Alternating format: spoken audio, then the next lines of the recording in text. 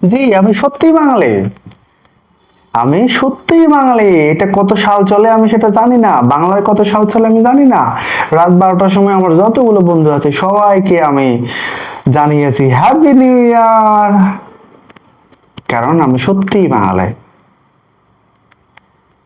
আমি যদি সত্যিই বাঙালি না হই তাহলে সকালবেলা ঘুম থেকে উঠে পান্তা ভাত, ইলিশ মাছ, কাঁচামরিচ, কাঁচা পেঁয়াজ এটাকে আমি খাই?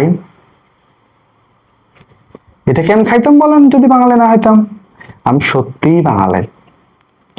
যদি বাঙালি না হইতাম তাইলে কি আমার বাচ্চাদেরকে আজকে পরিচয় করে দিতাম এটা পান্তা ভাত?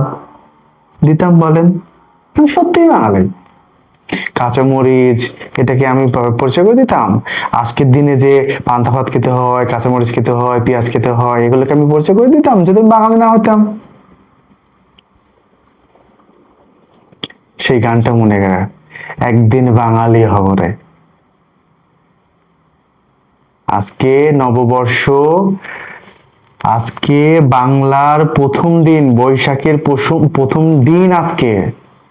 কিন্তু আমরা জানি না এটা কত সাল চলে, আমরা জানি না এটা কত সন চলে।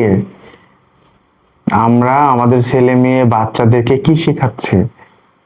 আজকে বৈশাখের প্রথম দিন, গান বাজনা করতে হবে, পান্তা খেতে হবে, বাংলার ঐতিহ্য পান্তা ইলিশ খাওয়া। আসলে ভাই, পান্তা ইলিশ বাংলার ঐতিহ্য, এটা ঠিক আছে, কিন্তু এটা রেগুলার মানুষের জন্য। একদিন বাঙালি সাজার দরকার নাই। বেশ কিছুদিন আগে অনেক ভিডিও দেখলাম, অনেক অনেক ভিডিও দেখতেছি, যেগুলো ভিডিওতে বলা হচ্ছে 1 মিনিট বাংলাতে কথা বলো। যদি পারো কিনা দেখি, কেউ পারে না। কেউ পারে না বাংলাতে কথা বলতে। আমরা বাঙালি, আমরাই বাঙালি। টাকা আজকে আর কিছু বললাম না। শুভ নববর্ষ।